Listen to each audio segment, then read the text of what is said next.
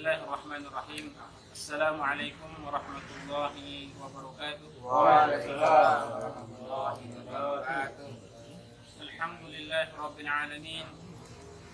Wassalatu wassalamu ala asyrafil anbiya'i wal mursalin wa ala alihi wa ashabihi wa man tabi'ahum bi ihsanin ila yaumiddin.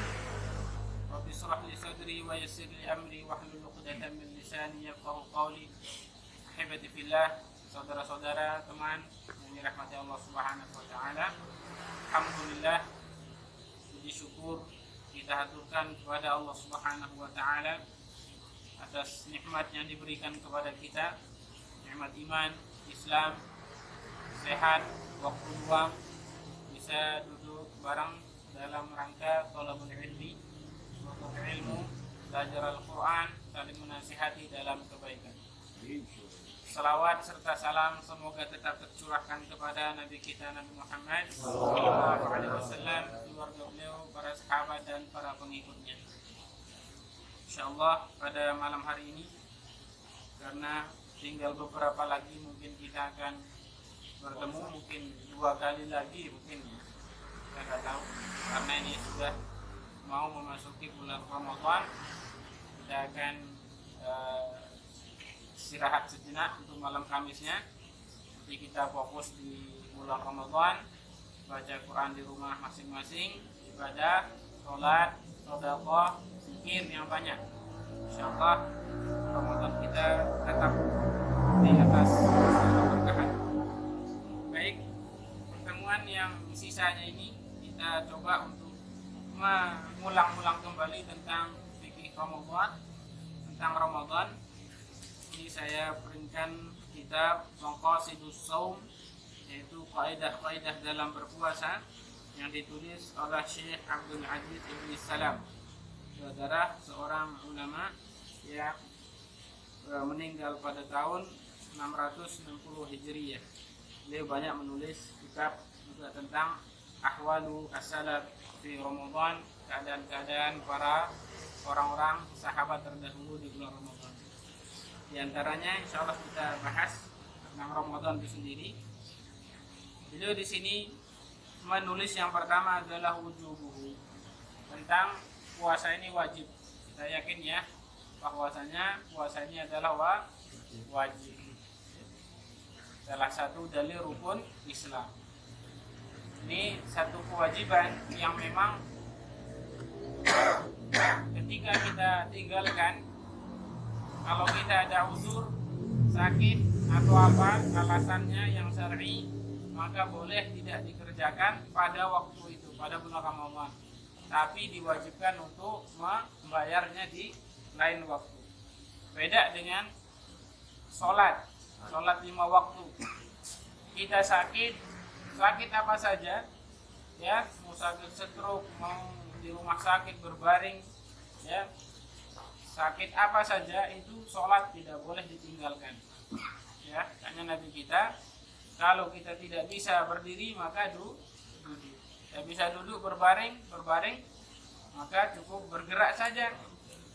Itu sholat. Tapi kalau puasa, kalau kita dalam keadaan sakit, maka boleh ditinggalkan. Tapi nanti harus dibayar atau diganti di lain waktu, disebut dengan qadha. Ya. Kita yakin insyaallah semua sepakat bahwasanya hukum puasa Ramadan adalah wajib bagi muslim yang baligh akil, ya, dah baligh dan punya, dia berakal, ya, bukan orang gila.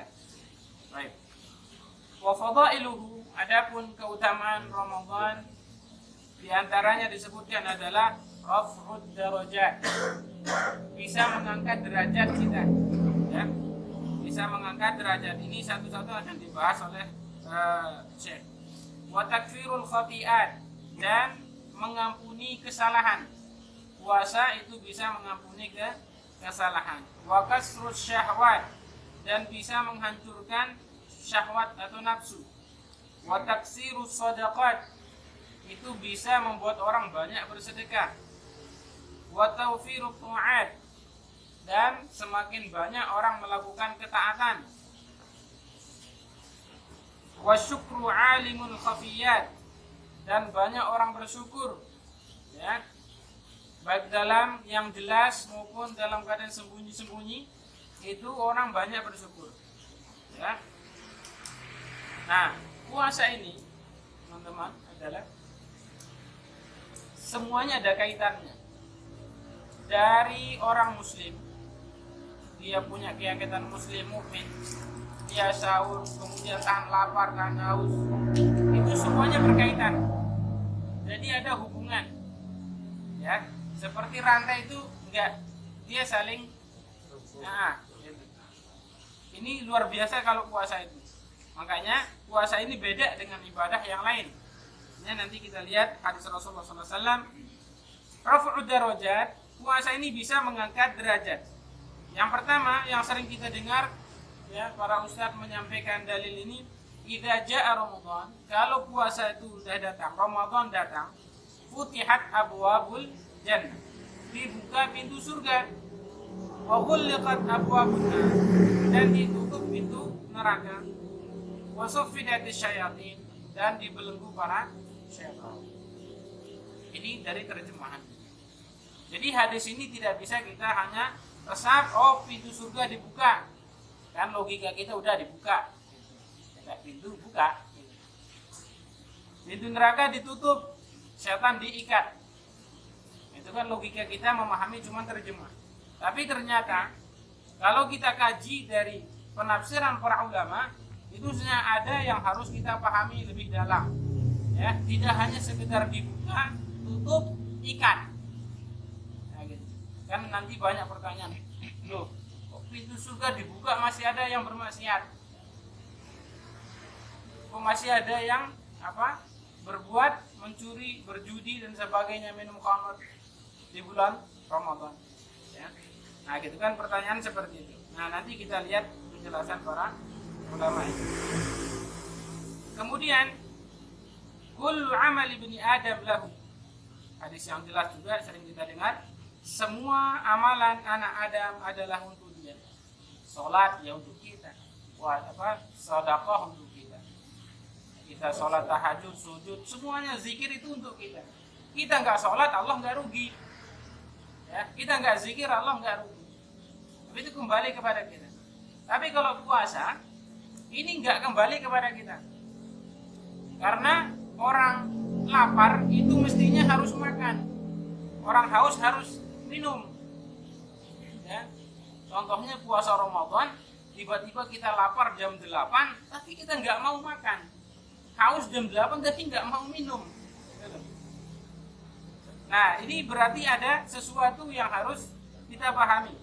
Fa innahu li, kata Allah di dalam hadis qudus ini, sesungguhnya puasa itu untuk saya, bukan untuk si hamba itu, untuk saya. Wa ana ajzibi, dan aku yang berikan pahala tanpa batas sedikit pun. Wasyamu junnatun, puasa itu adalah tameng, perisai. Ya.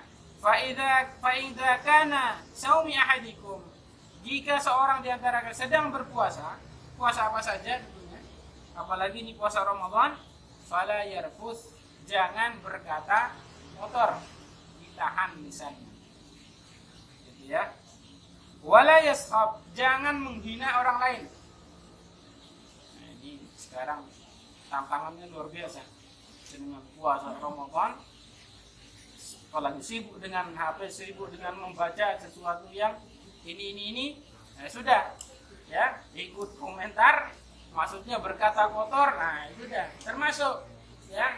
Hati nanti, ya, di bulan Ramadan, ya, kita latih lisan kita, tangan kita, jangan sampai berkata kotor, ya. Bukan berarti ya membatalkan puasa. Saya mengatakan misalkan, mohon maaf ya, kata-kata kotor, ya, misalkan puasa anjing, misalkan gitu, ya. Apakah batalin puasa? Tidak membatalkan puasa, tapi pahala puasanya berkurang terus, ya. Kan tujuannya nanti ada. Fa'in sabahadun aw qatalahu, kalau ada yang menghina dia atau ngajak dia ribut, ngajak berantem, maka hendaknya dia berkata inni shaim, saya sedang berpuasa, ada yang ngajak gibah, ada yang ngajak ini, ya.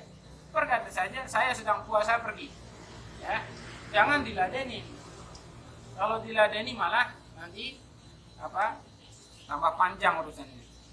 Walladzi nafsu Muhammadin biyadi, demi Tuhan yang jiwa Muhammad ada di tangannya. La khulufu fami shaim, wangi khuluf namanya, napas mulut orang yang berpuasa, atyabu indallah yaumal qiyamah, wangi di sisi Allah pada hari kiamat, min rihil miski, dari wanginya misik. Jangan mengira bahwasanya napas yang orang berpuasa sekarang itu nanti di hari kiamat. Yang dimaksud di sini kata para ulama adalah sawabuhu, pahala napasnya itu lebih wangi daripada rihil misk. Bukan bernapas di hadapan Allah nanti gitu, enggak. Ya, maksudnya adalah pahala wanginya itu. Jadi logikanya ya, kita enggak mengira nanti napas-napasan di hadapan Allah, bukan. Ya, apalagi nanti ya Ramadan, ya enggak pernah sikat gigi, ya, kemudian makan sahur dan sebagainya. Jangan bilang sama temannya, wah napas ini nih lebih wangi daripada misek, malah kelain nanti. Ya, jangan memahaminya seperti itu. Ya, maksudnya yang dimaksud wangi mulutnya itu adalah pahala puasa, napasnya itu ya di sisi Allah. Walisaimi farhatan, orang berpuasa itu dua kesenangan, dia dapat dua kebahagiaan. Idza aftara fariha bi fitrihi, jika dia sedang mau berbuka puasa pasti senang. Ya, lapar, nahan haus dari pagi, nanti pas azan senang dia nih mempersiapkan takjilnya, nanti minumannya apa, ya, dan sebagainya. Ini baru selesai sahur aja sudah mikirin, bukanya apa nanti ya, begitu. Ya, lihat aja nanti di Ramadan, ya, di Jogja ada kampung Ramadan, mana lagi, ya, penuh itu, jam 3 belum asar udah penuh orang, insyaallah. Ini memang bahagia orang tuh. Nggak ada orang mau buka puasa tapi kok ngambek. Itu repot kayak gitu. Wa idza laqiya rabbahu fariha bi shaumi, kalau dia nanti bertemu Allah, dia bangga dengan puasanya. Ya, seperti itu. Ini keutamaan yang pertama adalah mengangkat derajat. Di surga juga ada namanya pintu royan, ya, yang pernah kita bahas. Ada pintu royan dan itu hanya dimasuki oleh orang-orang yang berpuasa. Tidak mungkin masuk selain orang yang berpuasa dari sini. Kita lihat. Wa qala sallallahu alaihi wasallam, amma taftihu abwabil jannah, yang dimaksud dengan terbukanya pintu surga. Apa sih yang dimaksud dengan dibuka pintu surga? Puasa itu Ramadan, dibuka pintu surga kan tinggal masuk saja dah. Tapi banyak yang enggak mau masuk. Fa ibaratun an taksir ta'at al-mujibati li fathi abwabil jinan. Karena Ramadan itu banyak orang melakukan kebaikan. Banyak orang taat kepada Allah. Sampai-sampai pintu surga itu dibuka oleh Allah Subhanahu wa taala. Karena kebaikan itu banyak, berarti pintu surga itu harus dibuka oleh Allah. Karena dalam Al-Qur'an bilang uiddat lil muttaqin. Sungguhnya surga itu disediakan untuk orang yang bertakwa. Orang yang bertakwa itu selalu mengerjakan ketaatan kepada Allah. Karena tujuan puasa itu adalah menjadikan orang bertakwa. Makanya pintu surga itu seakan dibuka oleh Allah Subhanahu wa taala. Karena banyaknya orang yang melakukan kebaikan. Itu yang dimaksud dengan pintu surga dibuka oleh Allah di bulan Ramadan. Karena banyak orang melakukan kebaikan. Ya. Wa taqlihu abwabin nar. Dibukanya pintu neraka, ditutupnya pintu neraka, ibaratun an qillatil ma'asi. Karena sedikitnya orang yang melakukan kemaksiatan. Kafe-kafe, tempat diskotik itu ditutup siang hari, walaupun dibuka walaupun sedikit, gitu. Walaupun sembunyi-sembunyi, ya kan dibuka, ya ditutup. Karena pintu kemaksiatan itu memang di ini, gitu loh, ditutup. sedikit orang melakukan kemaksiatan. Oh, saya sedang berpuasa. Ya. Jadi seakan-akan pintu neraka itu ditutup oleh Allah Subhanahu wa taala. Tapi ya kalau orang yang melakukan kemaksiatan ya tetap akan mendapatkan balasannya dari Allah. Wah, pintu neraka ditutup. Ya boleh saja kita minum khamr berarti. Ya kan nggak masuk. Anak-anak yang nggak punya ilmu kan pikirnya seperti itu. Wah, ada hadisnya kok. Ya pintu neraka ditutup. Kan judi aja kesempatan ini. Ternyata nggak seperti itu cara memahami hadisnya. Ya. Wa tafsidu syayatin. Kemudian syaitan dibelenggu. Wah, sekarang ini syaitan dibelenggu. Ya. Enggak usah takut. Maksudnya apa? Ibaratin an inqita'i waswatin 'anis shaimin. Karena yang dimaksud dengan diikatnya, belenggunya para syaitan, karena syaitan itu sudah terputus dia menggoda orang-orang berpuasa. Karena syaitan itu berjalannya di majrid dam, di aliran darahnya manusia, dia di situ menggoda, digodalah dari syahwatnya, ya, dari syahwat itu muncul untuk melakukan kejahatan-kejahatan. Nah, gitu. Kalau orang yang sedang berpuasa, maka di situ dia akan lemah, ya. Makanya orang yang miskin itu jarang melakukan kejahatan. Orang dia nggak punya apa-apa mau ngapain, ya. Kalau orang kaya yang tidak punya ilmu, nggak kenal Allah, ya, nggak kenal ibadah, biasanya potensi orang kaya seperti ini itu banyak melakukan kemaksiatan. Karena dia ada apa-apa dia bisa melakukannya.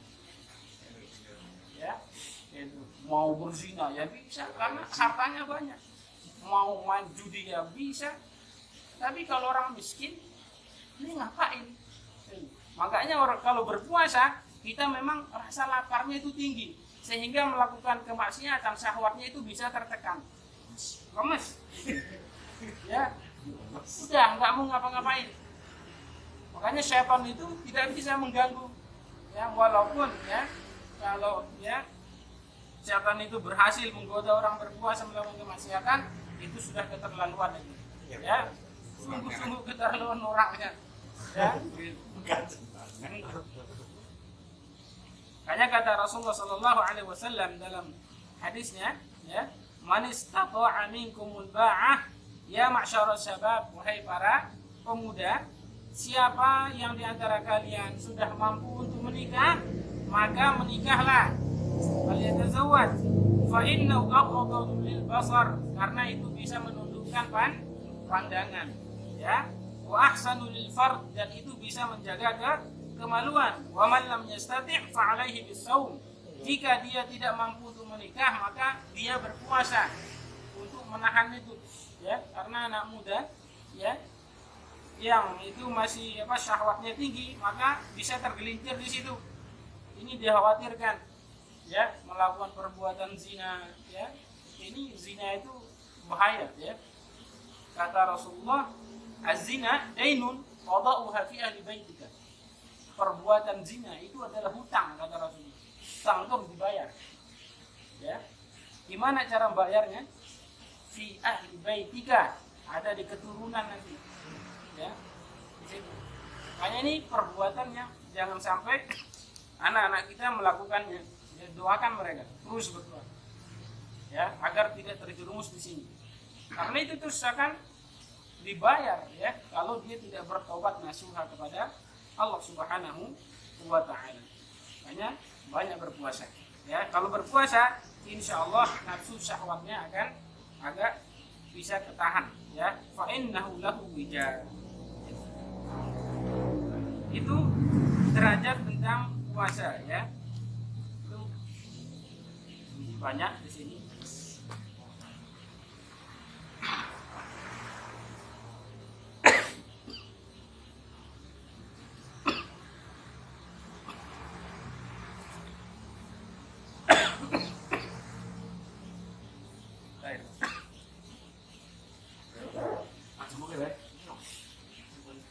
Sama saya ngatet apa usul air. Baik, itu sedikit ya motivasi untuk malam hari ini adalah bahwasanya puasa ini bisa meningkatkan derajat ya.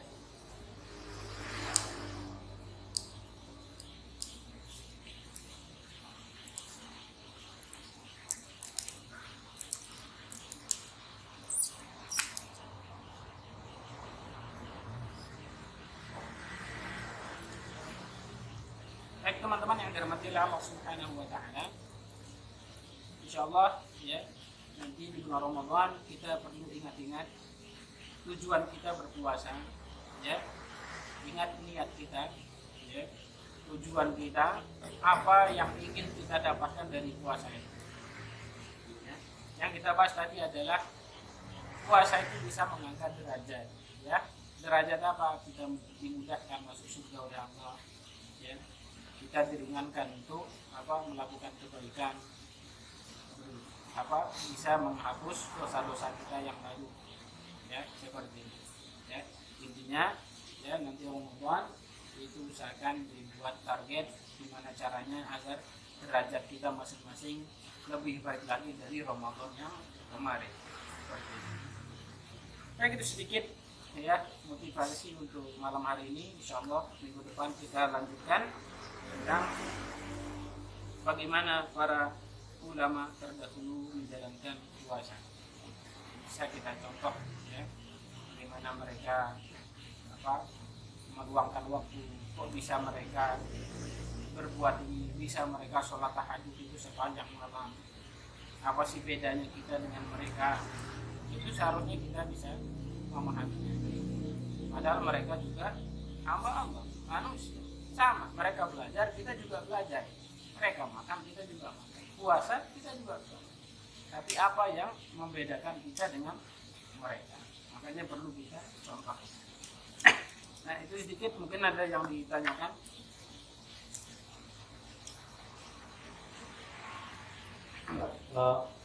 Biasanya kan kalau Ramadan itu rame-rame orang masuk ke masjid. Pertama juga tambahan ibu gitu. Istri kita ini kan baru juga suasana, tapi sebaiknya di rumah, ikut sholat di rumah. Masalah perempuan ya, ini bisa dengan ya, kalau saya perempuan itu lebih baik di rumah ya, lebih baik sholat di rumah bersama suaminya nanti ya. Karena sholat tarawih itu kan sholat tahajud yang dimajukan ya oleh Umar ya, dimajukan di waktu habis isya gitu. Jadi nanti bisa dengan yang laki-laki itu bisa sholat jamaah dulu ikut, mau sampai witir juga boleh, tapi nanti kalau mau mengimami istri-istrinya itu tanpa harus witir ya. Tapi kalau dengan mengizinkan nantinya izinkan dari suami, maka itu diperbolehkan, tidak ada larangan ya. Tapi dengan syarat tidak mengeluarkan istri-istrinya dalam keadaan bersolak-solak, maksudnya berdandan sehingga menggoda laki-laki yang lain ya, apalagi pakai wangi-wangi yang mahalnya luar biasa. Jadi tadi kan sholat tarawih itu kan yang sholat malam dimajukan. Biasanya kita juga ya ngambil sholat malam juga.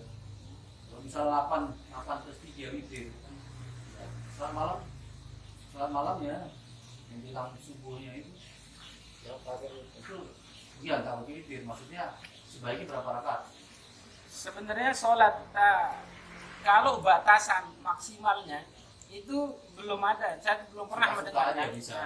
Tapi kalau alal aqal dari hadis Aisyah itu adalah rakaatain, 2 rakaat paling sedikit. Tapi kalau lebihnya tidak disebutkan. Makanya ada yang 21, ada yang ini, bahkan lebih dari itu, tidak ada larangan. Yang penting nanti ditutup dengan witir. Nah, seperti itu.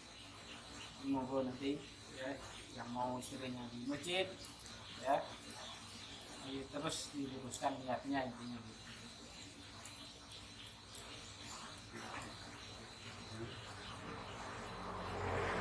Nah, boleh siap. baca pakai ini memang boleh Pak. Apa?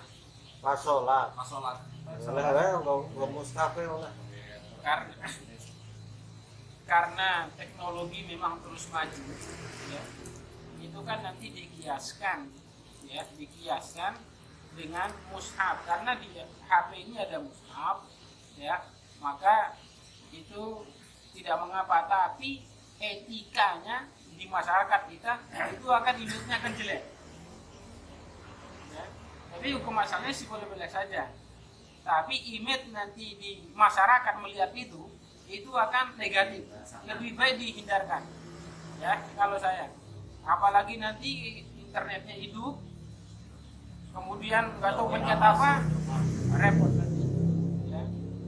Tiba-tiba HP-nya error. Misalkan pencet YouTube. Mending mushaf aja. Lebih baik. Yang enak sekarang itu ada mushaf, yang sudah ada dudukannya banyak.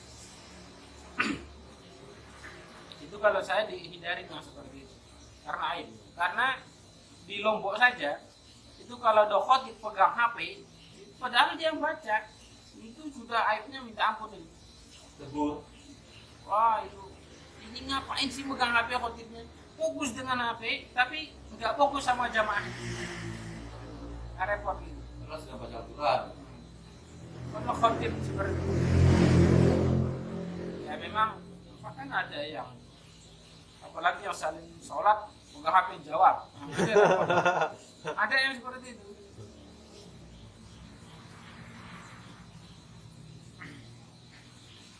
Dihindari yang seperti itu.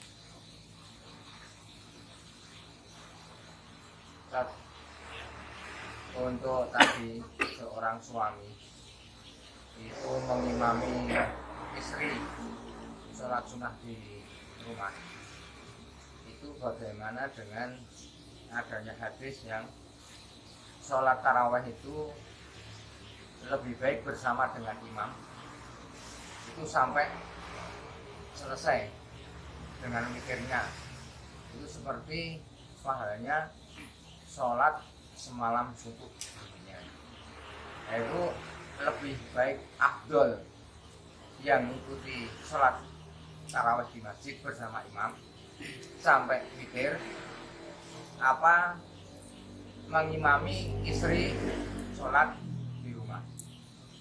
Demikian. Kan di sini ada, kita balik ke puasa ya, kan kondisinya puasa.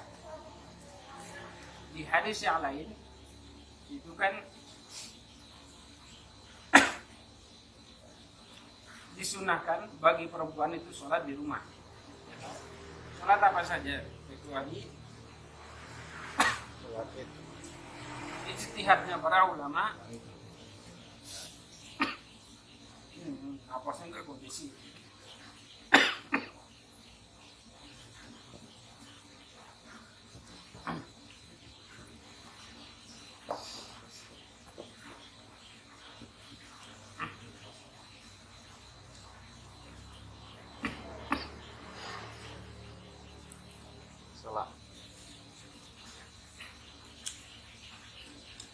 Baik, aku mungkin saya jawabnya nanti ya. Iya, Nih. baru batuk ya.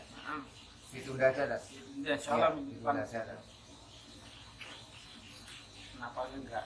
Iya. Enggak nyambung. Baik, kita lanjutkan saja dengan tadarus. Kalau